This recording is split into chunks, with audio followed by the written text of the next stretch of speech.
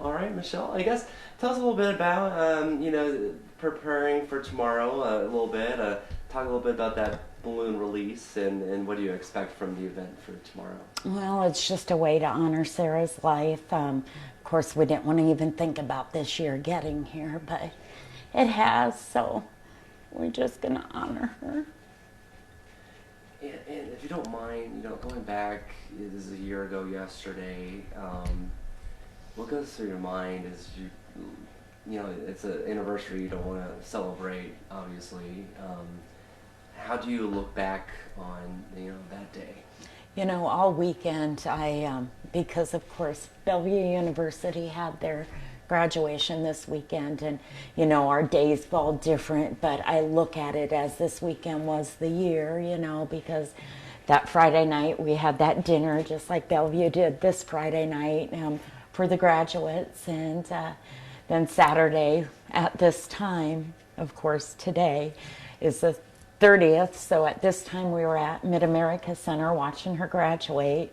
We went out to lunch about this time with her at Olive Garden to celebrate, and then knowing that matter of 15 hours she was going to be taken from us. So Saturday night was really, really hard because, again, to me that was the year, even though it wasn't the 30th or the 31st, Saturday was the year for us falling in the day suit. And so, of course, I didn't sleep, and I waited, and I went to bed probably about 5 in the morning because my son had called me at 4:12 that morning, because that's when the cops went to his house to notify him that Sarah had been in an accident. Then he had the horrible task of calling his father and I to let us know that Sarah had been in the accident. So, it's just those horrible memories, and then the good ones from earlier in the day, and watching that big, beautiful smile on stage and accomplishing all she had done. And it sucks. All of it sucks, but it's never going to bring her back. We'll continue to fight for justice, of course, for her, because we still have her killer free. And that, so not that it'll give us closure, but at least we'll feel that some justice was served, and that's all we can hope for now, and that's what we're fighting on now. And go back, when was the last time you saw her on that day? It would have been probably about 3 o'clock in the afternoon after we had eaten at Olive Garden, and then the wonderful child she was, about 6:30 we got a text from her thanking all of us, my mom, my sister, and I, for coming to her graduation. And I text her back, and I'm like, honey, we wouldn't have missed it for the world, and you know how people always say, you wonder if they know something's going to happen, but it wasn't unlike her to thank people. And it was just, that being the last text, thanking us for supporting her and going to her graduation, and just showed how great of a child she was, and I just can't believe that was the last time we got to see her alive, and then get the call, go up to the hospital and see her laying in that bed, and already knowing that she was gone because she was declared brain dead at that time. But again, being an organ donor, she was left on life support until we could get the the recipients in place to receive her organs. And so much has happened, and so much has yet stayed the same, Her room we've not touched. We've added her diploma, and we've added a couple of her pictures from graduation that day. But other than that, it's left the same way she left it Saturday night when she went to go celebrate with her friends.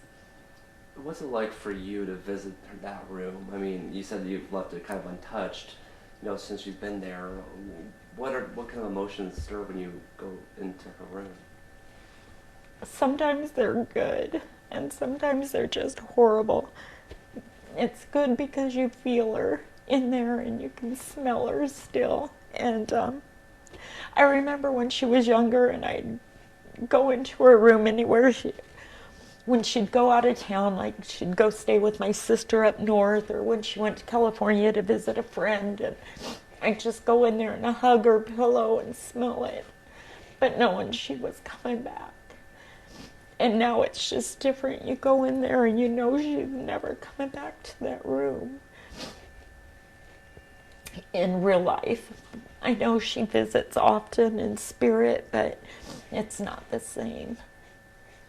Are there certain signs you see? That they say sometimes when people pass, and they'll leave pennies or certain things. Are there certain signs you A can lot of tell? pennies, or when I'm sad or angry about something, she'll pop this beautiful memory into my mind, either to make me laugh and I'll have to say, because we always called her Sissy, I'll say, Sissy, Mommy just needs time to break down right now, so I don't want to smile and I don't want to laugh, but she never gives up. The memory still comes, and then I get past it, and I know it's her putting it there, so I won't be so sad.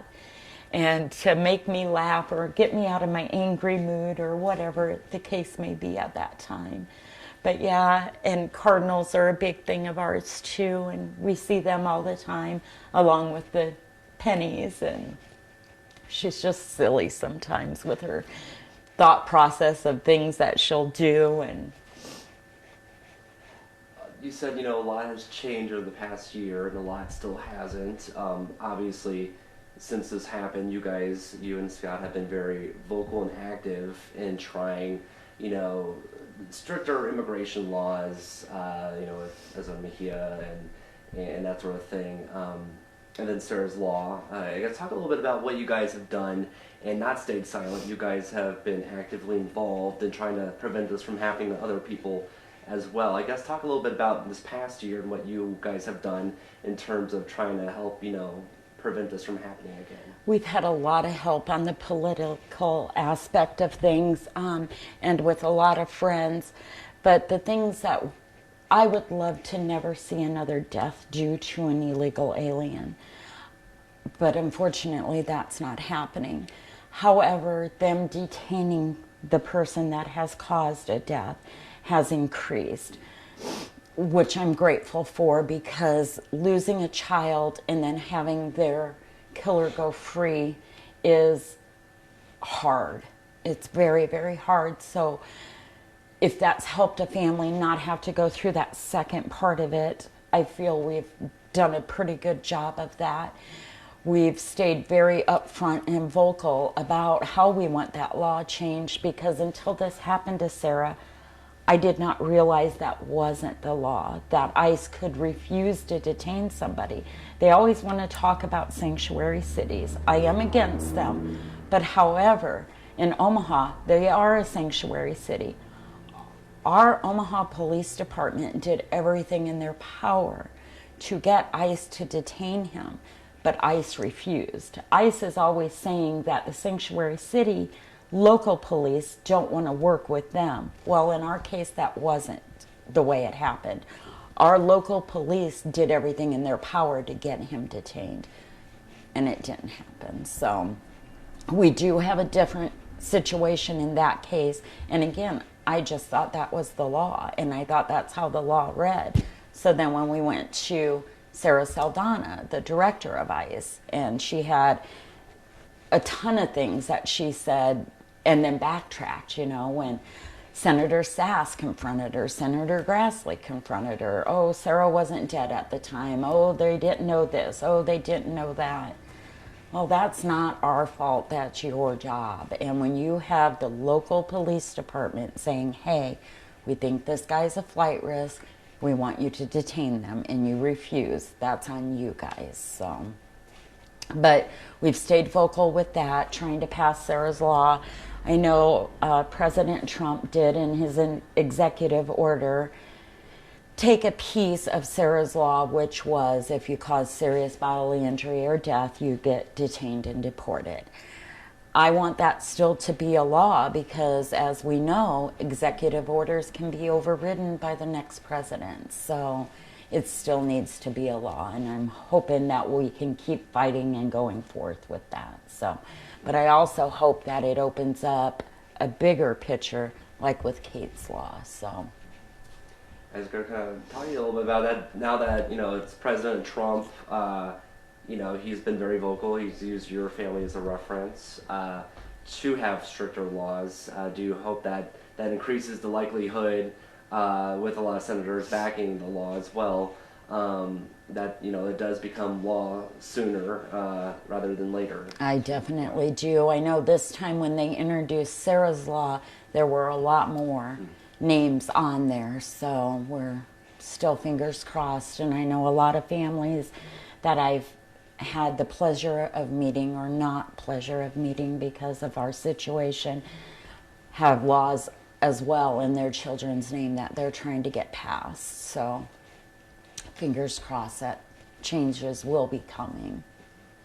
And over the past year, talk a little bit about the support you guys have had. Obviously, you have blankets here, and I'm sure you got a lot of letters and cards from people all across the country, kind of talking about your family. What's been kind of something you didn't realize, I guess, over the past year of people coming out and talking with you?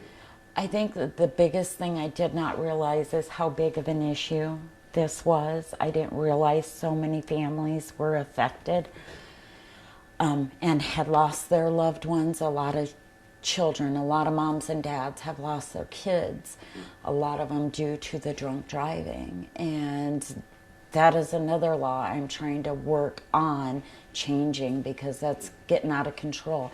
You can't have 3 and 4 DUIs, and I don't know the answer, but we're going to work on an answer.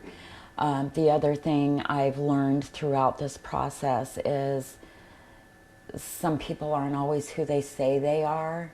And there are a lot of groups out there that they say they're for the victims' families and they aren't. They're for their own gain, which is unfortunate and sad when we're going through so much already.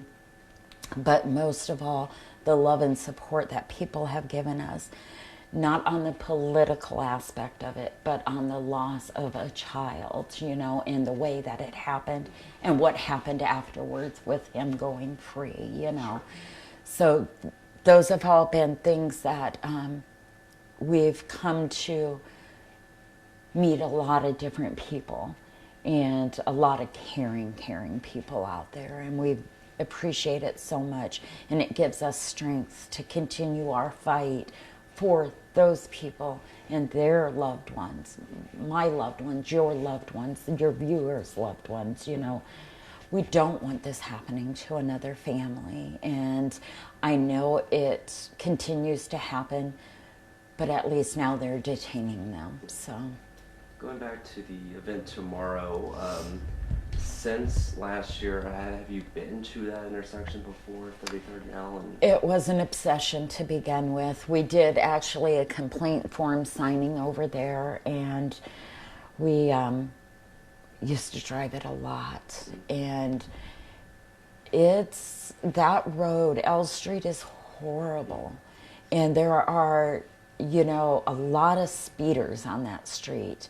Not necessarily just drunk, but they fly down that street. When we were over there the first time, my son and I had drove over and we sat in the parking lot. I think it's a Burger King.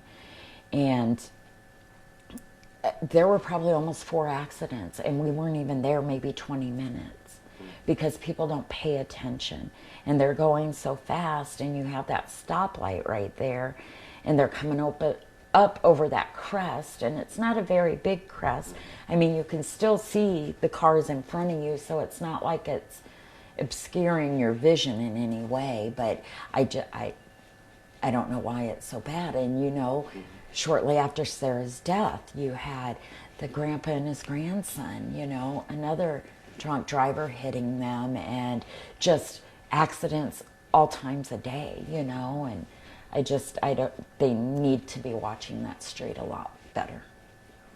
And when we came to visit you today, you said you were looking at graduation photos. What goes through your head as you look at, your daughter there, on one of her happiest days there? What kind of goes through your head as you... It makes me smile because her friend Megan that posted those pictures on Facebook, because Megan had graduated with Sarah that day, and they had been friends throughout this whole process, starting at Iowa Western with classes and then continuing on to Bellevue University. And the silliness those two were sharing with their pictures. And I remember meeting Megan's parents for the first time, and we're snapping pictures of the girls, and they're just acting so silly, making faces, and just the proud moment that she had accomplished, you know, a 4.0 student working full time, and just so glad for it to be over and to start the next chapter in her book. And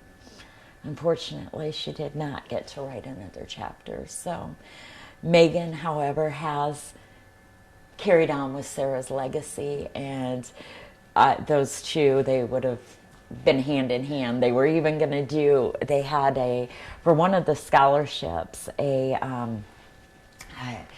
like community service that they had to do, and so they were going to do it at a nursing home over in Bellevue, and poor Megan had to do it by herself. And you know, Sarah would have been right by her side, as Megan was by Sarah's side. So you know, it makes my heart happy, but then your mind tells you 15 hours she's going to be gone, you know. And it just, we'll never forget it. We'll always remember it, and we'll always have a hard time with it, and we'll always be proud of her and her accomplishments, but sad that she didn't get to finish what she started.